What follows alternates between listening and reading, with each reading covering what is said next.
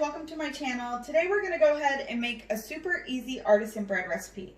Now I love this recipe because it's super versatile and it's the perfect recipe to try out if you've never made bread before. It's really hard to mess up and you can do so many different things with it, and you can adapt the flavor profiles so easily. So all you're going to need is flour, yeast, salt, and water. And then you have the choice to add things like everything but the bagel seasoning, garlic and onion powder, rosemary, thyme. You could even do cinnamon and raisin. But I like to just make a simple loaf of this for my family to have on hand whenever we're out of bread. Now, I know with everything going on in the world right now, this is the perfect time to learn to make your own bread because some of us have limited access to bread or are trying to limit our exposure. So stick around and we will go ahead and make this bread. Okay, so you're just gonna need a few simple ingredients. You're gonna need 1.5 cups of water, half a teaspoon of yeast,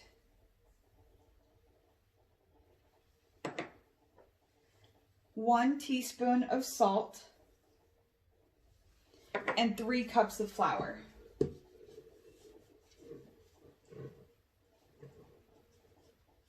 Now you're just gonna mix all this together.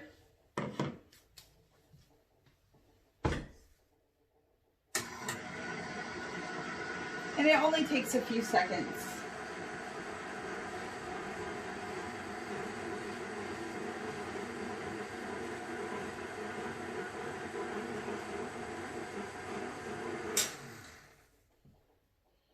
So as soon as you're done, you can go ahead and remove your dough hook.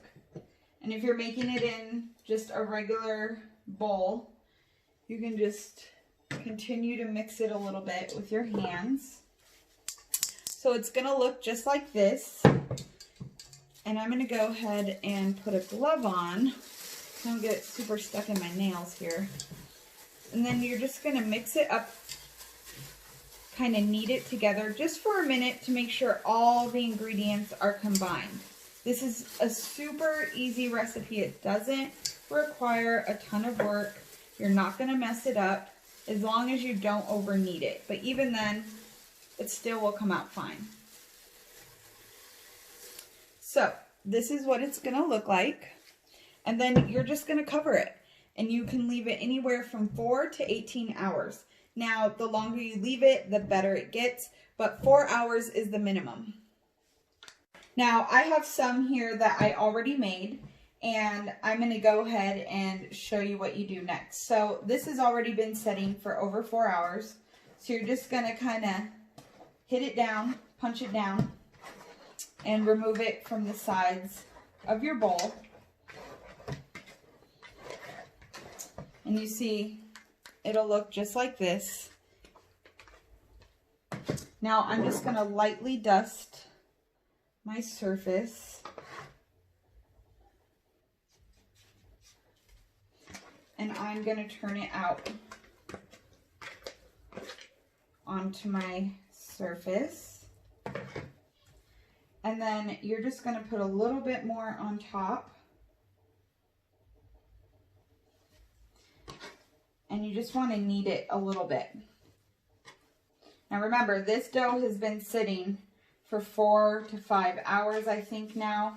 So it has doubled in size and the texture is a little different. So I'm going to put a little more flour down just so it doesn't stick. And then you're going to leave it just like this.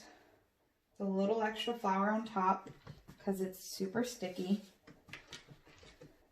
And you're going to let it rise again. Okay, so now this is setting here to rise. You're going to preheat your oven to 450, and you're going to take your Dutch oven and you're going to stick it in the oven with the lid on it. Now, I know not everybody has a Dutch oven, so what you're going to want to do is you're going to want to take 2 cake pans and you're going to want to put those in the oven. Now, you're going to let those preheat in the oven for 25 minutes. Once the 25 minutes is up, you're going to remove the lid or remove your pie pan, obviously with mitts because you don't want to burn your hands. And you're going to plop your bread inside the oven, and then you are going to bake it for 25 minutes with the lid on or with the cake pan on top of the other cake pan. Okay, so I'm going to go ahead and show you what I do right here. So you're going to go ahead and remove your lid, and then you are going to go ahead and put your dough just like this. You're just going to drop it right in there. Now, you don't have to score it, but if you score it, it makes it look cute and it splits the top open a little bit. So you can go ahead and just put a few slits in the top. And I'll go ahead and show you what that looks like. So I just popped it right in there. And remember, this is preheated. This has been in the oven for 25 minutes.